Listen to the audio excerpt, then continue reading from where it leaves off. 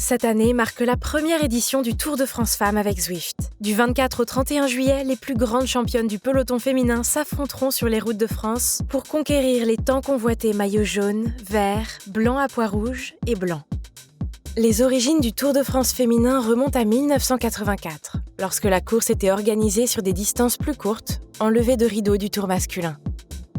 36 coureuses réparties en 6 équipes nationales de 6 coureuses chacune se sont alignées pour l'épreuve inaugurale.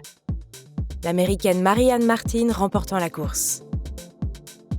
Lors des 5 éditions suivantes, l'Italienne Maria Canins et la Française Gianni Longo se sont partagés les honneurs de la victoire. L'Italienne remportant 2 courses en 1985 et 86, et Longo en remportant 3, de 1987 à 1989. La course a dû s'arrêter après l'édition de 1989 en raison d'un manque de couverture médiatique et de viabilité économique. Depuis, le cyclisme féminin a évolué avec l'arrivée de nouvelles courses qui sont venues densifier le calendrier, comme la Flèche Wallonne Femmes, le Tour des Flandres féminin ou plus récemment Liège-Bastogne-Liège Femmes, la Ceratizit Madrid Challenge by La Vuelta ou Paris-Roubaix Femmes avec Zwift. En 2016, affirmant sa volonté de continuer à développer le cyclisme féminin, l'Union cycliste internationale a créé l'UCI Women's World Tour, qui rassemble les courses les plus prestigieuses du calendrier féminin. Pour le Tour de France Femmes avec Zwift de cette année, 24 équipes composées chacune de 6 coureuses prendront le départ le dimanche 24 juillet au pied de la Tour Eiffel, pour un total de 144 coureuses.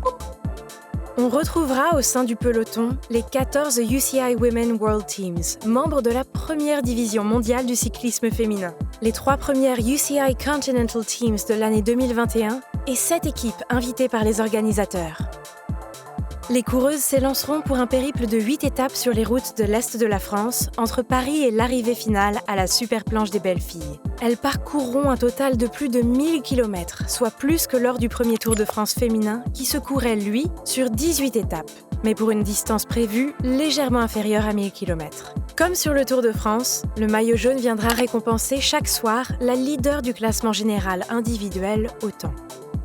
En plus des écarts enregistrés sur la ligne d'arrivée, des bonifications de 10, 6 et 4 secondes seront attribuées aux 3 premières à l'arrivée des étapes.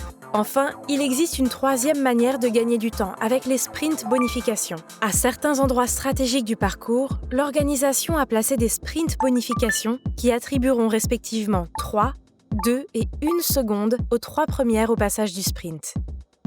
Le placement de ces sprint bonifications a été déterminé pour dynamiser la course et inciter les favorites à ne pas attendre les derniers kilomètres pour se découvrir. La championne qui sera en tête du classement général au soir de la dernière étape et se verra remettre le maillot jaune sur le podium final sera donc la vainqueur du Tour de France Femmes avec Zwift.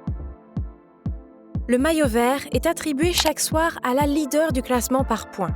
Les points pour ce maillot sont attribués aux coureuses arrivant dans les premières places au sprint intermédiaire et aux arrivées d'étapes. La formule d'attribution des points dépend de la pondération des étapes de la course.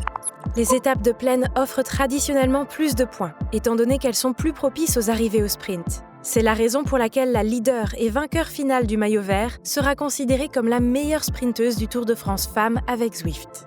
Le maillot blanc à pois rouge est le maillot distinctif porté par la leader du Grand Prix de la montagne du Tour de France Femmes avec Zwift. Les points sont attribués aux premières coureuses à atteindre le sommet, comme sur le Tour de France. La difficulté se calcule en fonction de la longueur et de l'inclinaison moyenne de l'ascension. Le maillot blanc distingue la meilleure jeune au classement général. Contrairement au Tour de France, où la limite d'âge pour être éligible est de 25 ans, le maillot blanc du Tour de France Femmes avec Zwift récompensera la meilleure coureuse âgée de moins de 23 ans. En plus des nombreux spectateurs qui seront au bord des routes pour encourager les championnes, leurs exploits seront retransmis dans 190 pays, à des millions de personnes. Tous sont impatients de voir se dérouler un nouveau chapitre de l'histoire du cyclisme professionnel féminin.